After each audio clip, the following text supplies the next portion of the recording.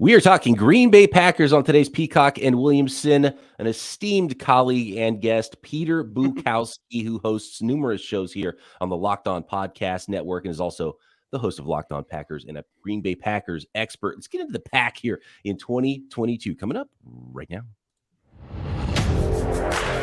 You're listening to the Peacock and Williamson NFL Show, your daily podcast on the National Football League, powered by the Locked On Podcast Network. Your team every day.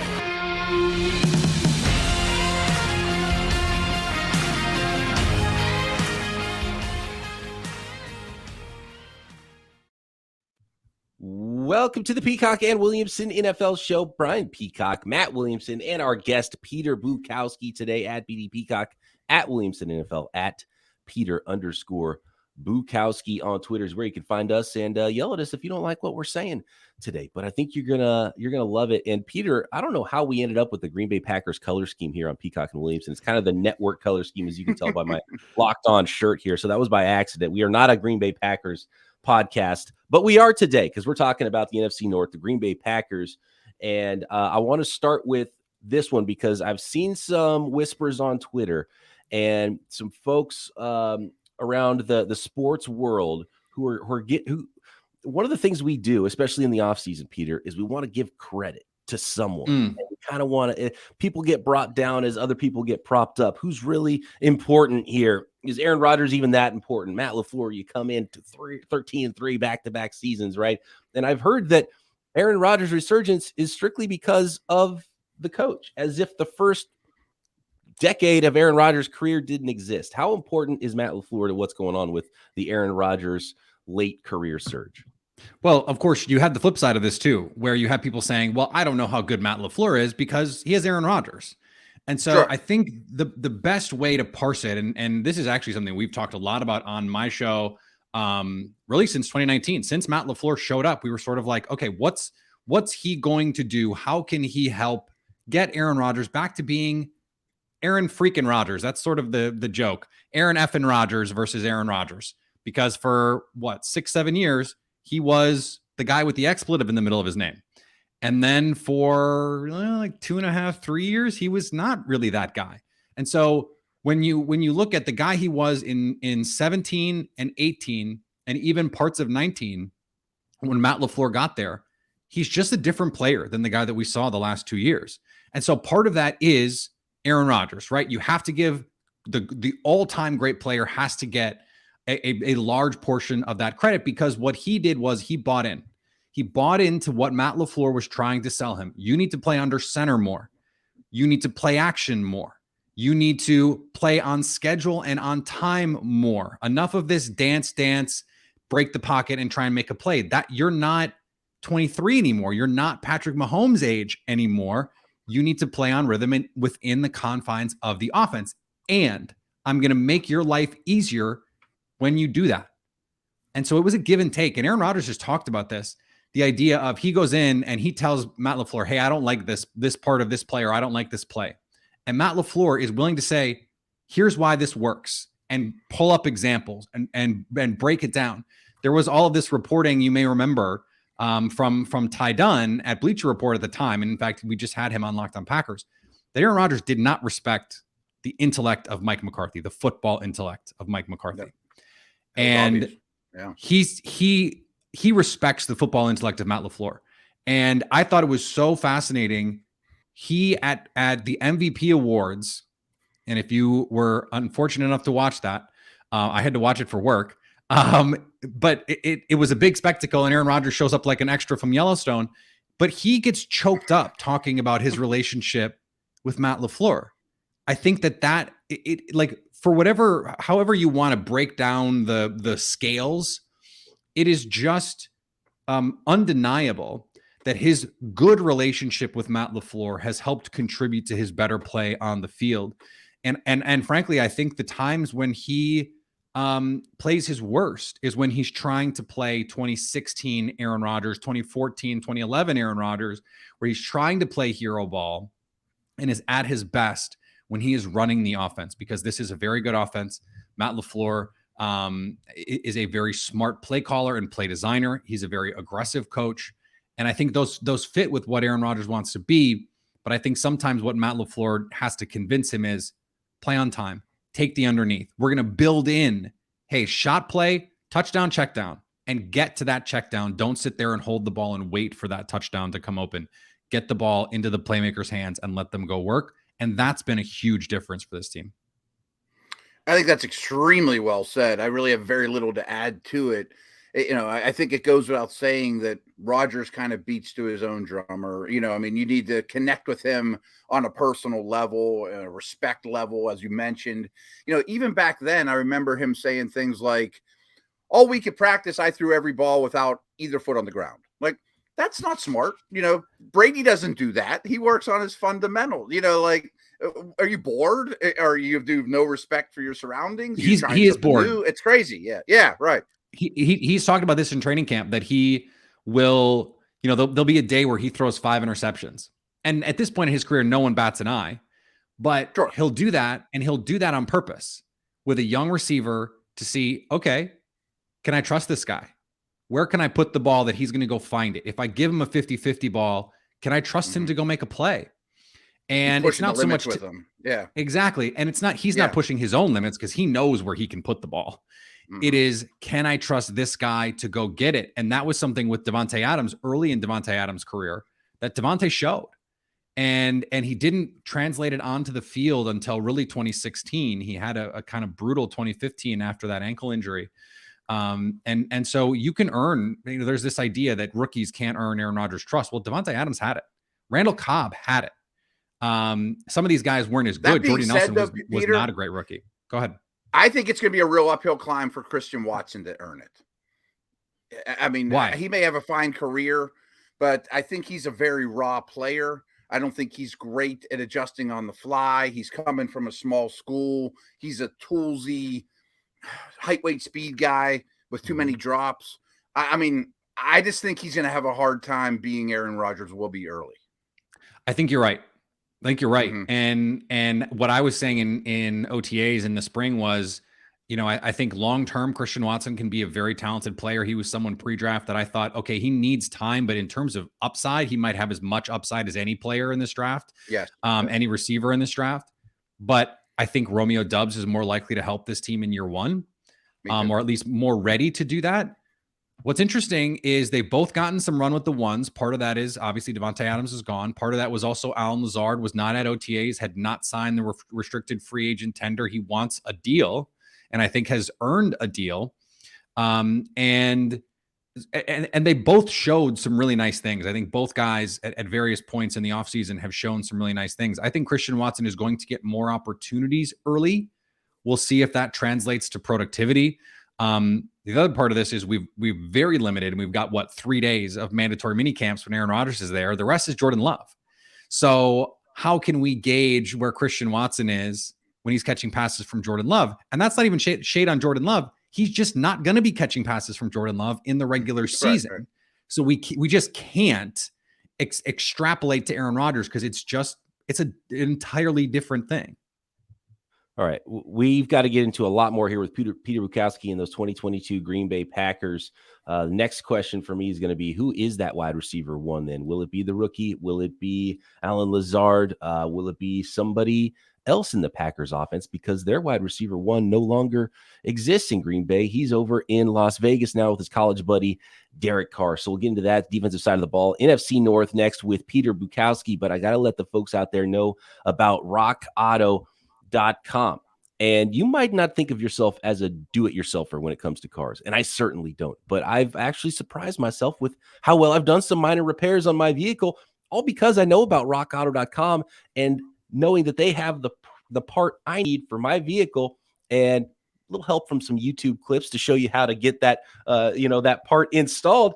Usually it's easier than you think. So I've become a little bit of a do-it-yourselfer in fixing my own vehicle now, because you can save 50%, 100% markup for the same parts from a chain store or a car dealership when you go to rockauto.com, because Rock Auto prices are always reliably low for every customer.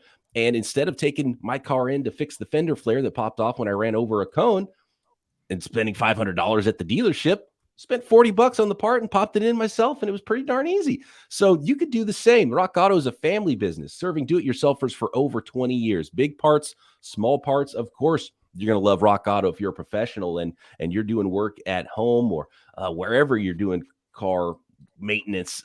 Man, fantastic selection, like an unbelievable selection for every car and truck at rockauto.com. Brake parts, tail lamps, motor oil. If you need new wiper blades, get your car in tip-top shape for the wintertime. You got to be able to see when you're out there on the road. Every car needs a pair of jumper cables in the trunk, right? So go to rockauto.com, write Locked On in there. How did you hear about us box so they know we sent you. Go to rockauto.com right now. See all the parts available for your car or truck. Amazing selection, reliably low prices, all the parts your car will ever need at rockauto.com.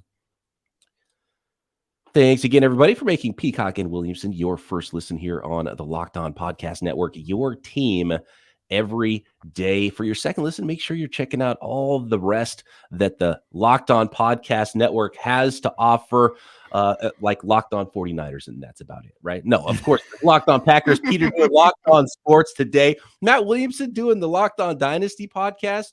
Subscribe up on the Locked On NFL channel, is also the home of Peacock and Williamson too, and you'll find all kinds of great things. Peter, keeping yourself busy, not only football, with all the other sports. Have you been having fun doing the Locked On Sports today and reporting on everything else going on in the sports world? It's been a little bit more work trying to keep up, but it is really fun. And I started out as a generalist in sports media, so it's just exercising some old muscles. And it's been really fun. What's really cool about our network, I think, and we can get to the football part of this in a second, that I hear from so many people that tell me they listen to more than one Locked On show. So they listen to Locked On Packers and they listen to Locked On NFL, or they listen to Peacock and Williamson and Locked On Packers, or Locked On Packers and Locked On Dynasty. There's just such a broad Locked On NFL draft or their NBA show.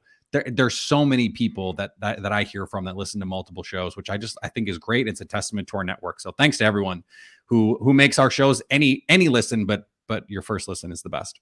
Right. Absolutely. Yeah. And it's funny because I've told people this in the past, and, now covering just the NFL, it's kind of nice because before, when I was covering multiple sports and I had to report on multiple sports, it actually does take up a lot of time. You got to watch a 3-hour game of this sport, a 3-hour game of this sport on the same day, same night. That's 6 hours that you're spending because you got to be in tune with what's going on. And sometimes that's just locally. Imagine covering nationally all the sports. So there's a lot of time that gets put in there, and people are like, "Oh, boo-hoo, you're forced to watch more sports." That's tough, but it does take a lot. Well, then you get divorced. Then you get divorced, and you have more time.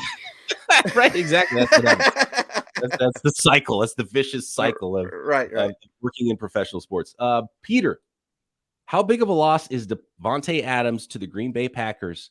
And who is that wide receiver one? Who is the player that fantasy football players should be selecting first out of that wide receiver group? And if I'm not mistaken, Peter, didn't Aaron Rodgers make a little comment? It kind of seemed like a throwaway comment. I haven't heard people talk a lot about it, but he basically said Alan Lazard's ready to be the wide receiver one. He called it himself, did he not?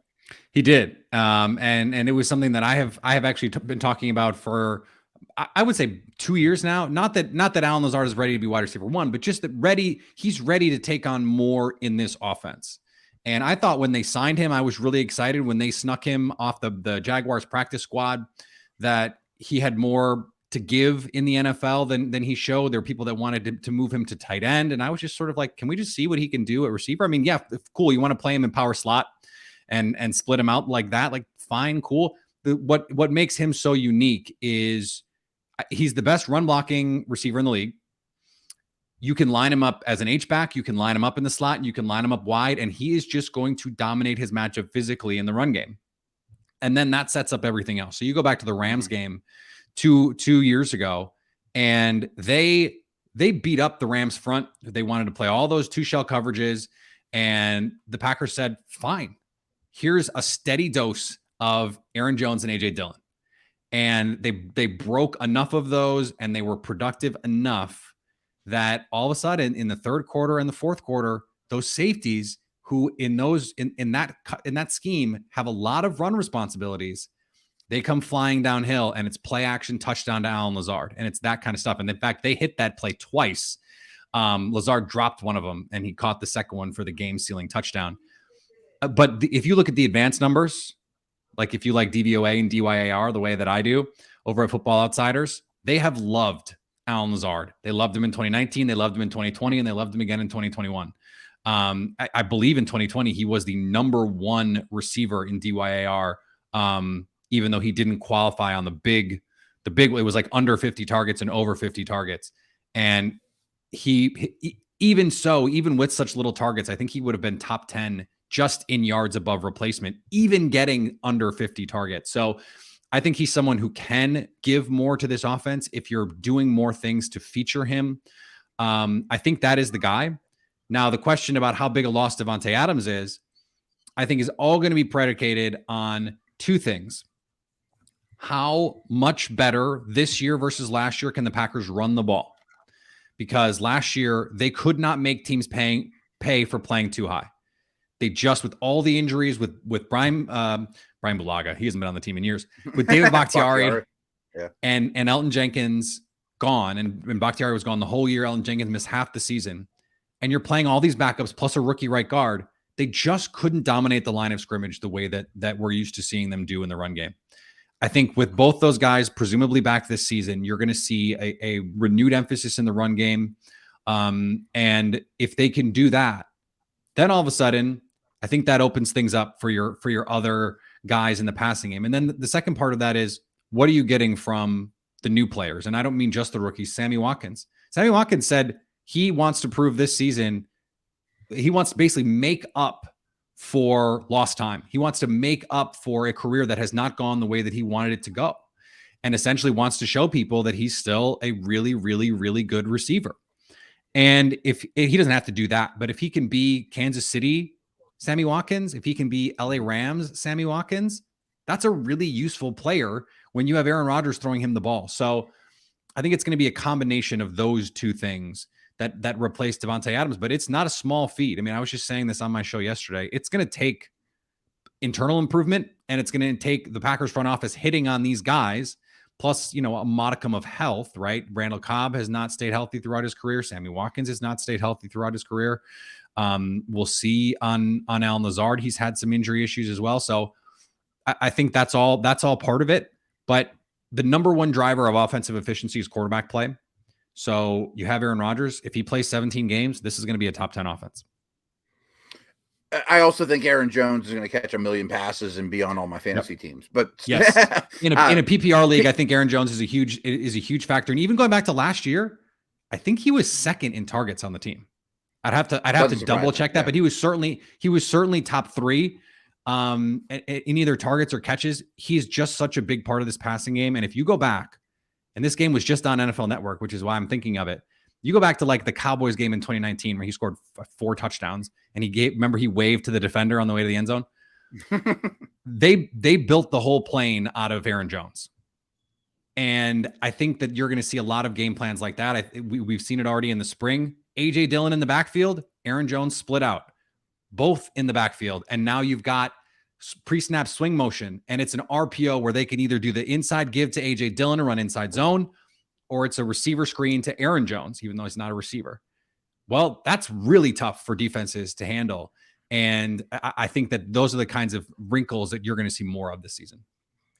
Peter, is it time for the defense to carry the Packers a little bit here with all the talent they have on that side of the ball, adding a first-round defensive lineman in Devontae Wyatt, obviously Rashawn Gary becoming sort of a star edge player now for them, and all the resources they put into the defensive backfield as well. Another first rounder with a linebacker too. So how many first rounders are on that side of the ball, by the way? Stokes and Jair Alexander, obviously Darnell Savage. I feel like it's time for the defense now to bail out the offense if it's not a juggernaut offense, at least to start the season.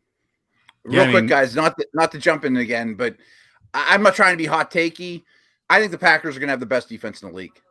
I think it's going to be #1. I think I've been saying since the draft, this is the most talented defense in football.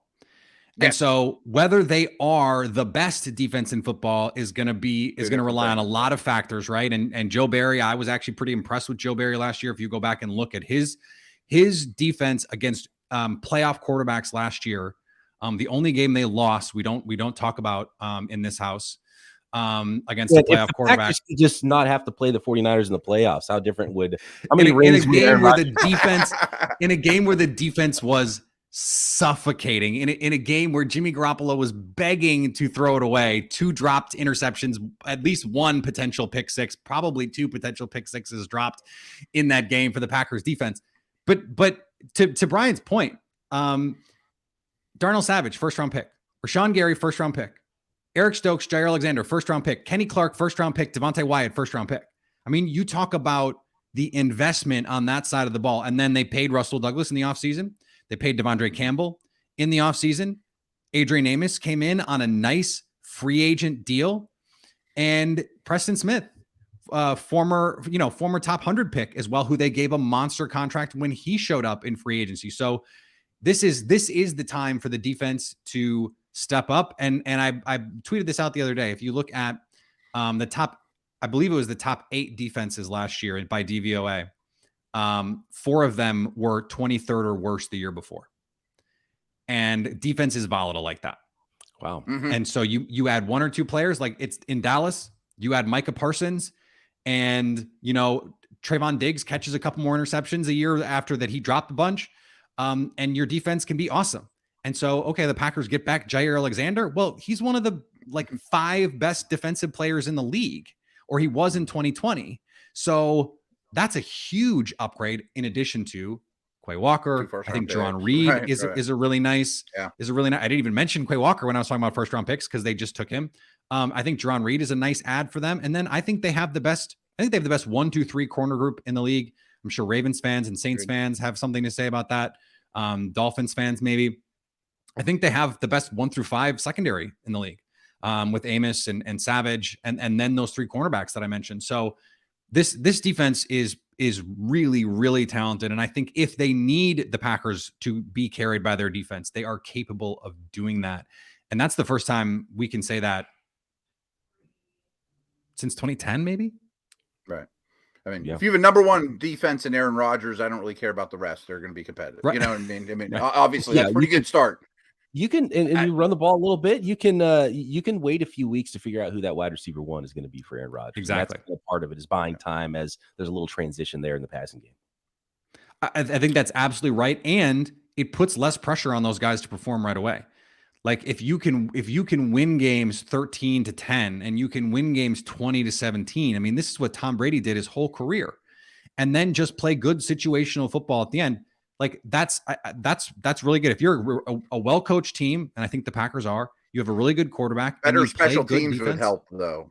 And your special teams is not a raging tire fire. Like they actually got great. If they got great defense in that playoff game, and the special teams was a complete nightmare. And what's interesting about that, and I'm glad you brought that up. Cassidy Hill for Packers News wrote a really great piece, essentially arguing that this is a cultural problem in Green Bay that goes back to Mike McCarthy, that they just didn't value special teams. Yeah, some teams. And you go back to the 2014 NFC Championship game against the Seahawks, the blown onside kick. They gave up a fake field goal touchdown against the Seahawks in that comeback. It was a special teams nightmare. The year they won the Super Bowl in 2010, everyone assumed their special teams was going to doom them because they were so bad on special teams. The culture is changing, and it's starting with Matt LaFleur, who understands this is a serious problem. You bring in Rich Bisaccia, who, I don't think anyone is going to put him in the Hall of Fame, but it is a cultural difference. It is an allocation of resources. They spent 3 day 3 picks on guys whose sole purpose this season is going to be special teams. Like they will, if they're playing defensive snaps, it's a problem. That's not what they're here for. They signed Keyshawn Nixon from the Raiders, who worked with Rich Bisaccia. His role this year is going to be a core special teams player. They just had never valued it this way. The Ted Thompson model was draft a bunch of new guys every year, don't sign any free agents, and then those guys play special teams until they're ready to play football. And that's a nice idea. But it turns out guys who have not played special teams since their sophomore year of high school, because none of these star players that go to the NFL played special teams in college, they're not ready to play special teams right away. And so it requires a different kind of mindset. and they're finally allocating resources to that side of the game this year. Now, does it mean that's going to make a huge difference? I mean, I guess we'll see. Mason Crosby's still the kicker. They brought in a new punter. One of the reasons they brought in the new punter is because he's one of the best holders in the league, and they think that was a big issue for Mason Crosby last year. That they Matt LaFleur always calls it the process. We got to look at the process, and meaning the snap, the hold, the placement. You need to get that stuff all worked out, and it seems like those are the kinds of things that they're able to focus on this season that they just haven't in previous years. Seems simple, but not everyone does it. Yeah, seems really simple, but some teams can't figure it out. You know what bad special teams looks like in San Francisco too. It's also a good point that the two worst special teams in the NFL also made it to the playoffs pretty far. So you can still go pretty far without special teams, but at some point it's going to bite you, and maybe at the worst possible time. Yep. And when the microscope's on you. Peter, can you hang out for like 2 more minutes? Sure. Okay. Next, we got to get Peter's opinions on the NFC North and which team might scare him and compete with the Packers to win that division. But I got to let the folks out there know about BetOnline. You can bet on those Green Bay Packers to win the Super Bowl. Tons of NFL futures at betonline.net, your number one source for all your betting needs and sports information. Your continued source for not just sports wagering, but scores, news this season, live betting, esports, scores, celebrity boxing, Adrian Peterson versus Le'Veon Bell. I don't know how that's going to go, but I'm probably going to try to watch it. MMA, boxing, 2 golf leagues, and of course, Major League Baseball all summer long, and tons of props for the NFL season. So head over to BetOnline, use your desktop or mobile device to learn more about all the trends and action at BetOnline, where the game starts. All right, Peter, I'm going to put it to you simply. Which team in the AFC North scares you the most right now as competition for the Green Bay Packers, who have owned that division? The Green Bay Packers. The only team that's going to be a problem for Green Bay is Green Bay. They're just, I mean, the Lions are I think are going to be better. They're a really nice story. I think they've got an improving roster. I like what Dan Campbell has put together there from a culture standpoint, and I think that front office has built things the right way to date. I think the coaching staff is really good. Dan Campbell, not really an X's and O's guy, but you bring in Aubrey Pleasant, you have a group of coaches, and then Brad Holmes in the front office. Like I really like what they're putting together there, but they're 2 years away from being 2 years away. The Browns have maybe the worst roster in the league. Like that roster is bad. So they're not really on the radar. I think, it's the Vikings, but that team was a lot scarier when Mike Zimmer was the coach, because Mike Zimmer had a proven track record of making life miserable for Aaron Rodgers. And I think he's got the best record of any coach that's played Aaron Rodgers more than like 6 or 8 times. He had the best record of anybody. And that I think it bears itself out when you watch the games. Like they can, even when one team was clearly better than the other, the defense always gave the Packers offense some issues because of the way Mike Zimmer handled that defense. Is that going to be the case this year with Ed Donatel, who Packer fans will remember from his inglorious exit from Green Bay when he was not a very good defensive coordinator? I think that those are the kinds of questions that they have. The offensive line is still kind of a mess. The defense is not what it used to be in terms of personnel. I think they're like a 9-win team maybe. But because of the rivalry there, because of like, they're the team that when you go into one of those games, especially at that glass house that they built in Minneapolis, that their fans still throw stones from, that's where you're most concerned about dropping a game. You always want those games to be in prime time, because if they're in prime time, then Aaron Rodgers wins, because that's what Aaron Rodgers does in prime time against divisional opponents. And I just saw a stat from Field Yates that Aaron Rodgers has not thrown an interception against NFC North opponents over the last 2 seasons, but has like 32 touchdowns or something crazy like that. Wow. So, yeah, they own this division until further notice. And Aaron Rodgers made that clear. He said it on national TV when he told everyone that he owns the Bears. So I think that's going to continue this season. Absolutely. Yeah, I mean, really feels like those teams that are a couple years away. It's just like kind of waiting. Let's wait till Aaron Rodgers is done, and then maybe the Bears and the Lions will be good. But until then, we're just kind of trying to build this thing and slowly build a foundation. Feels like both those franchises are in the same mode. Yeah, and I don't know that I love the Matt Eberflus hire for Justin Fields. I don't think that is projecting stability for him. But then again, it's a new front office. Like Ryan Poles might not love Justin Fields, and so the fact that they did not support him in any way, isn't that weird to you guys? Like the offensive line is still a nightmare.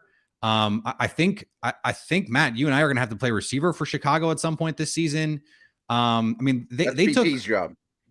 I mean, they took Equinemius, they signed Equinemius St. Brown, and he's immediately in there 2 deep, and he was on the Packers practice squad for most of last season. And like, that's the guy. It's Darnell Mooney, Byron Pringle, and EQ. Like those are their receivers. And Mooney is a nice secondary deep threat kind of receiver, but you can't run your offense through that guy.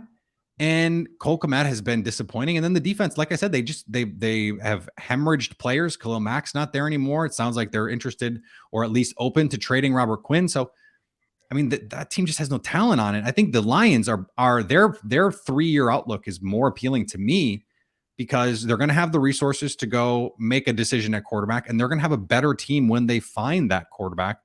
And I think Jared Goff is a little underrated at this point. I don't think he's good.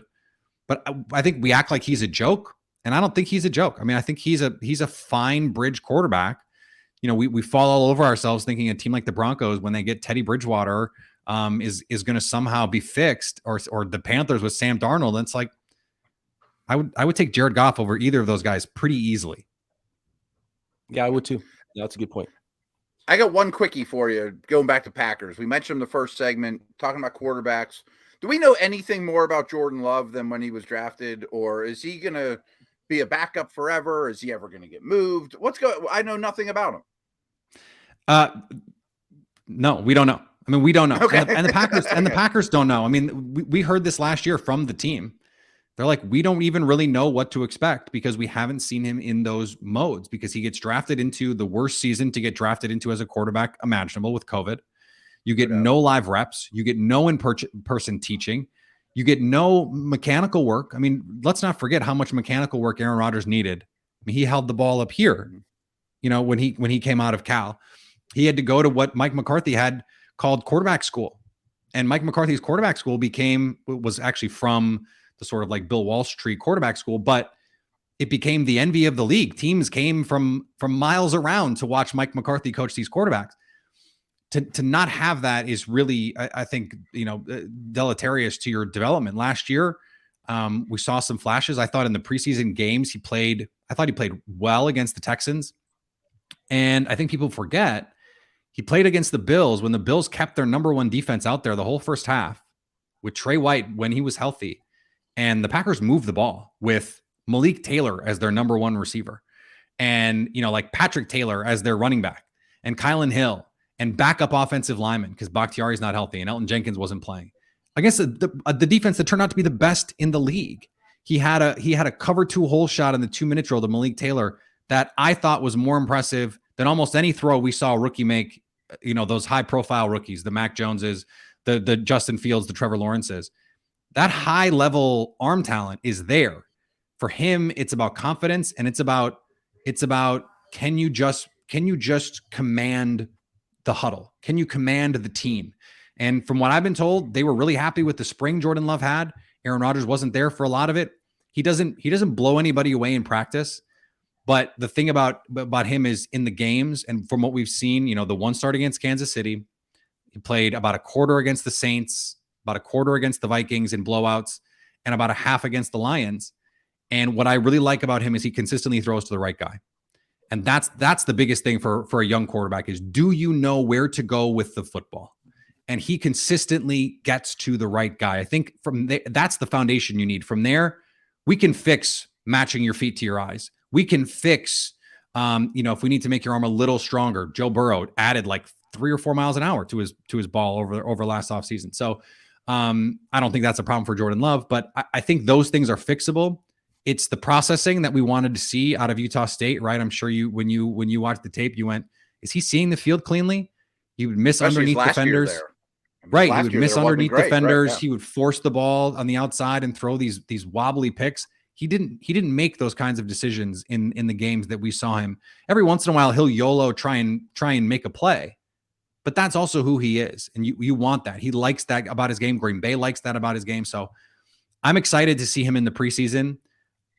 The Packers, from what I've been told, were not even listening to trade offers on Love.